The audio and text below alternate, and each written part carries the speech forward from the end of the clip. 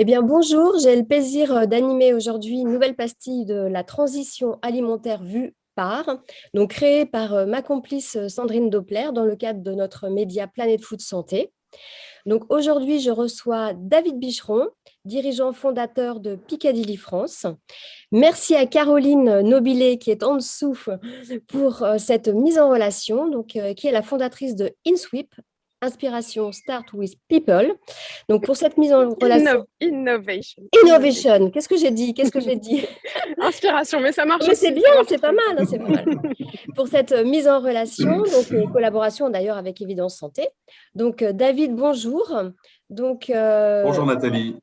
j'ai le plaisir donc de t'accueillir sur ce nouveau format qui est une première pour moi. Donc, évidemment, en premier, je vais te demander de nous décrire l'activité de Piccadilly pour qu'on puisse bien comprendre et ensuite savoir quelles sont les actions concrètes autour de la transition alimentaire, évidemment. Donc, Piccadilly, c'est quoi exactement?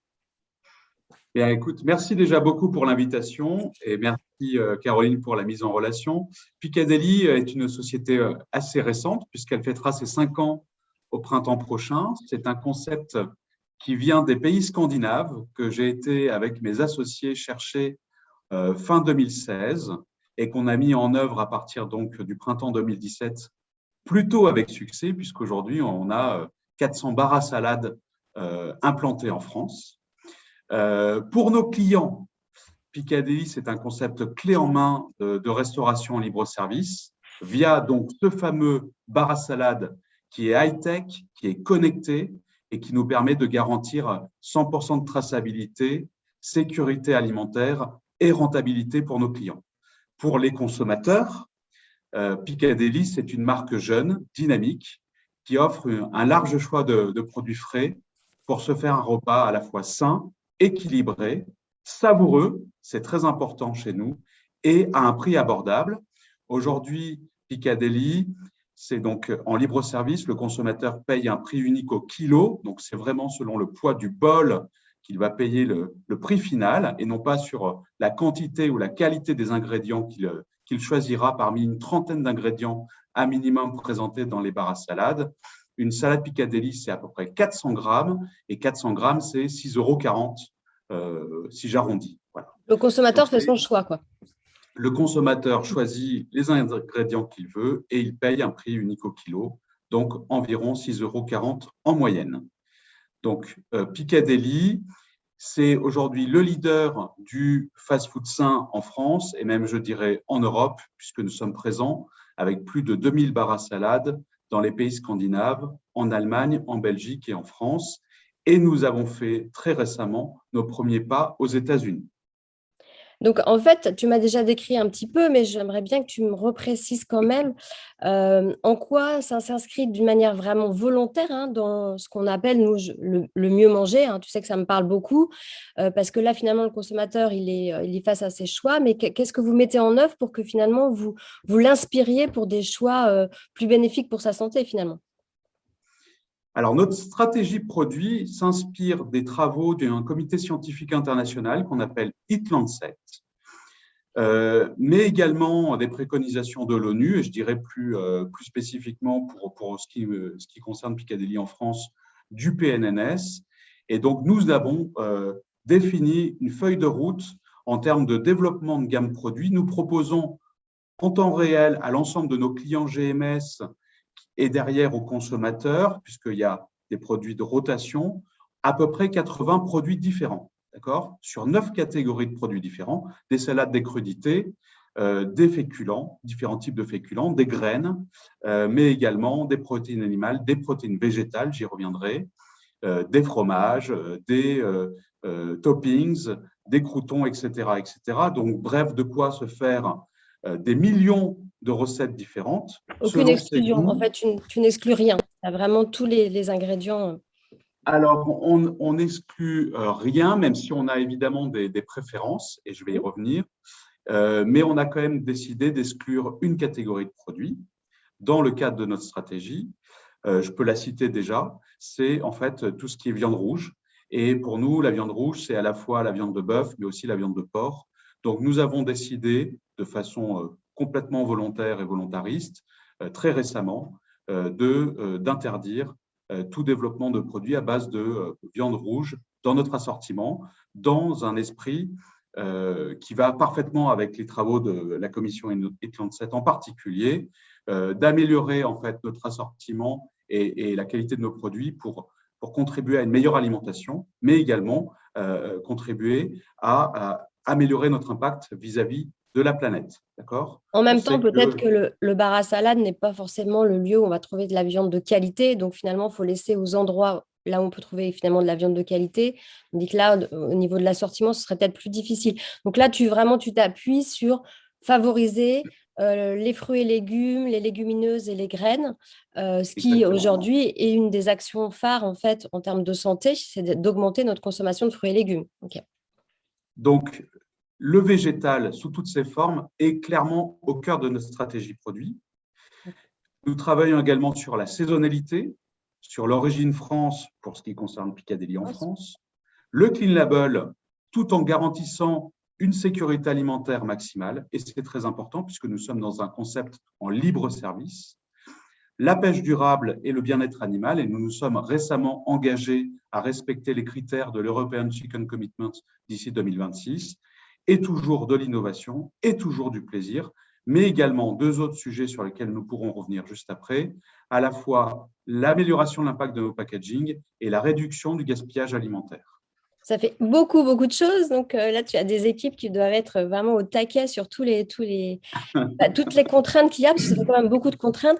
Je reviens sur cette question de sécurité. Je trouve que vraiment le concept en termes de traçabilité, on sait que c'est très important, la confiance des consommateurs. Et je crois que c'est là-dessus que vous êtes aussi super innovant. Donc, si juste peut-être nous refaire un tout petit zoom. Moi, je trouve ça, parce que chez Évidence Santé, on travaille beaucoup sur ces questions de sécurité alimentaire et on voit que ça peut vraiment engendrer un problème de confiance du consommateur. Donc là, vous avez vraiment tout balisé pour éviter les soucis. Exactement. Donc, les bars à salade Piccadilly sont des meubles connectés qui appartiennent au groupe, qui sont multi-brevetés, qui ont été également d'ailleurs accrédités par des autorités, y compris françaises, qui permettent donc, via une information connue en temps réel, d'avoir 100% de la traçabilité des produits, mais également la gestion des DLC, DLC total, mais également DLC après ouverture des barquettes dans le bar à salade. Nous avons des systèmes de froid brevetés. Nous avons également un design du meuble qui permet de garantir au maximum le fait que les consommateurs ne puissent pas projeter en fait des choses sur les aliments, plus des systèmes de couverts qui sont uniques pour chaque produit, qui sont accrochés, etc., etc. Donc, en gros, pas de cross-contamination, pas de contamination, des systèmes de réfrigération qui expulsent l'air vicié vers l'extérieur, un système de froid qui permet en plus d'optimiser la DLC des produits et de ne pas assécher les produits, donc de les rendre frais et bons à la consommation plus longtemps. Donc, tout ça vise à garantir au maximum la sécurité alimentaire, mais en même temps permet d'optimiser les DLC des produits, donc de réduire le gaspillage alimentaire, donc d'améliorer la rentabilité pour nos clients. On n'imagine pas, quand on regarde ces meubles, toute cette technologie, mais je trouvais que c'était important vraiment de montrer qu'il y a vraiment beaucoup d'innovation aussi dans ce système-là dont on ne se rend pas vraiment compte quand on le regarde. Donc là, tu m'as décrit vraiment tout ce qui s'inscrit dans le mieux manger, déjà parce que en termes de variété, parce qu'en termes de nutrition, ce qui est super important, c'est la variété, et on le voit là, suivre les saisons, et puis pouvoir permettre aussi de portionner en fait sa propre salade. Donc après, ma dernière question sera autour vraiment des actions concrètes. Peut-être si tu en as une ou deux à nous citer. J'en ai plein. Voilà, parce qu'on est effectivement… une ou deux, ce serait déjà pas mal. Je pense qu'on est pas mal dans le temps. Là, il nous reste encore 2-3 minutes d'actions concrètes qui montrent comment vous finalement vous engagez dans cette fameuse transition alimentaire qui est un enjeu à la fois national et mondial. Bon, j'en ai plus que deux, mais je vais y aller très vite. Le végétal, vous avez compris. Le végétal sous toutes ses formes, c'est l'axe prioritaire de développement. Aujourd'hui, 90% de notre assortiment répond au régime végétarien ovo-lacto. 70% de notre assortiment répond au régime vegan. D'accord. Nous nous sommes fixés pour objectif d'augmenter de 10% chaque année la part des protéines végétales dans notre assortiment. Je vous rappelle qu'on a à peu près 80 références en permanence proposés à nos clients et derrière qui sont proposés aux consommateurs. Donc, un assortiment qui évolue au fil de l'année puisqu'on travaille sur la saisonnalité et on essaie d'apporter de l'innovation. Quand on parle du végétal, j'aime bien citer l'exemple d'un émincé végétal que nous avons lancé en début d'année 2021 et qui figure déjà, alors qu'on a, comme je le dis, 80 références à notre portefeuille en permanence, qui fait déjà partie du top 10 des références vendues aux consommateurs. Donc, on voit qu'il y a déjà une appétence et une attente des consommateurs sur des alternatives aux protéines animales. Évidemment, et ça c'est un point très important, le plaisir et le goût sont des facteurs clés et le succès de ce produit vient par le fait que visuellement et gustativement, il est très bon. Deuxième initiative sur laquelle on travaille, c'est la saisonnalité. Et j'aime à rappeler le fait qu'on travaille avec la coopérative Rosée des Champs depuis 5 ans en France. Donc, c'est notre partenaire pour tout ce qui est salade et crudité, avec qui on travaille à la fois sur des enjeux d'agriculture raisonnée, mais également de saisonnalité sur la sélection des produits et des recettes que l'on développe, que ce soit sur la partie salade ou crudité. Et par exemple, cet hiver, on a lancé une recette de crudité avec notamment du panais. Donc, on aime mettre les légumes anciens à l'honneur. Et on a également lancé, par exemple, une courge aux 4 épices. Donc, on s'inscrit à travers en particulier la gamme salade et crudité sur la saison et la proximité avec le monde agricole.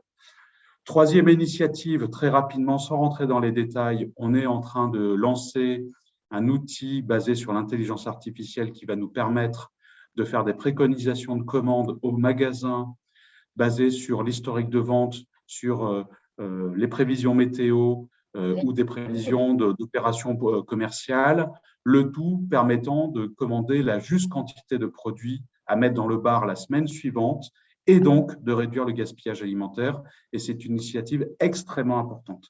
Quatrième initiative, et là, je pense que c'est important de le citer puisque vous êtes chez Evidence Santé notre partenaire là-dessus.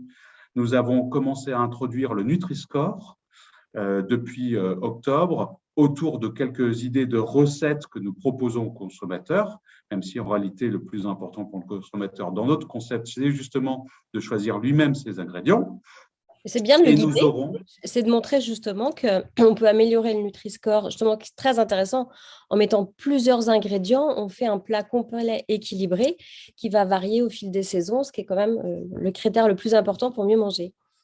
Et comme sur notre barre connectée high-tech, nous avons des étiquettes électroniques et une tablette nous donnant en permanence une information en temps réel des produits qui sont présents dans le bar sur l'origine, les ingrédients les ingrédients, la recette, mais également les informations nutritionnelles. Nous irons encore plus loin puisqu'au premier trimestre 2022, nous présenterons également le Nutri-Score de chaque ingrédient. Donc, on sait que sur certains, on n'aura pas un très bon Nutri-Score, mais c'est normal. Mais in fine, en continuant aussi à guider le consommateur autour de recettes, on pourra leur montrer qu'on est capable de se faire des salades avec des protéines, avec des féculents, avec du végétal, en Nutri-Score A, voire B, sans aucune difficulté.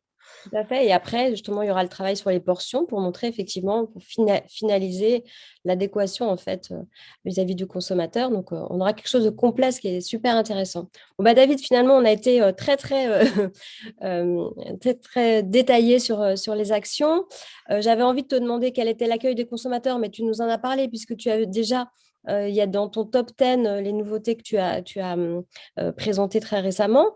Oui, après, ce que je peux préciser quand même, c'est que nous, on fait depuis plusieurs années ce qu'on appelle du brand tracking. Donc, on demande régulièrement aux consommateurs ce qu'ils pensent de la catégorie, ce qu'ils pensent de la marque particulièrement. Et parmi les items qui ressortent toujours les plus fortement, il y a notamment cette notion de liberté de choix et de largeur de gamme qui est très importante pour les consommateurs et également notamment la fraîcheur. Donc voilà, c'est deux critères qui me semblaient intéressants de citer aujourd'hui. puisque Ça je nous pense que ça donne rentre faim tout parfaitement ça. dans le… Ça nous donne faim tout ça. Donc, merci beaucoup, David, pour tous ces détails très concrets. Moi, je vous invite à consulter éventuellement le site picadilly.fr pour avoir plus d'informations. Et peut-être une dernière chose, est-ce qu'il y a un endroit où on peut aller, ce que tu nous as mis en appétit sur cette offre qui coche vraiment toutes les cases entre le gaspillage, entre la planète et entre notre santé. Donc, où est-ce qu'on pourrait aller tester un format qui met vraiment en avant toutes tes innovations, parce que c'est pas toujours facile à proposer à l'ensemble des clients, mais voilà, pour vous donner… Exactement. Alors, ça me permet juste de rappeler qu'en effet, nos 400 bars à salade sont présents majoritairement en GMS, avec quasiment dans toutes les enseignes de supérettes de proximité, mais aussi de supermarchés, voire d'hypermarchés. On travaille quasiment avec toutes les enseignes de la grande distribution. Mais également, nous sommes présents dans des hôpitaux et à l'aéroport de Nice également, pour le moment. Et nous avons aussi le plaisir effectivement, de présenter notre concept sous une forme, on va dire, plus poussée, plus aboutie, avec une expérience multisensorielle, avec de la musique, avec également des notions d'odeur, dans un restaurant flagship qui est dans le Dôme de la Défense, donc à côté de Paris. Génial. Merci beaucoup, David. Et puis, on va suivre toutes ces évolutions qui sont très intéressantes pour la transition alimentaire. À très bientôt pour une nouvelle pastille. Merci, David. Merci, Nathalie. Au revoir.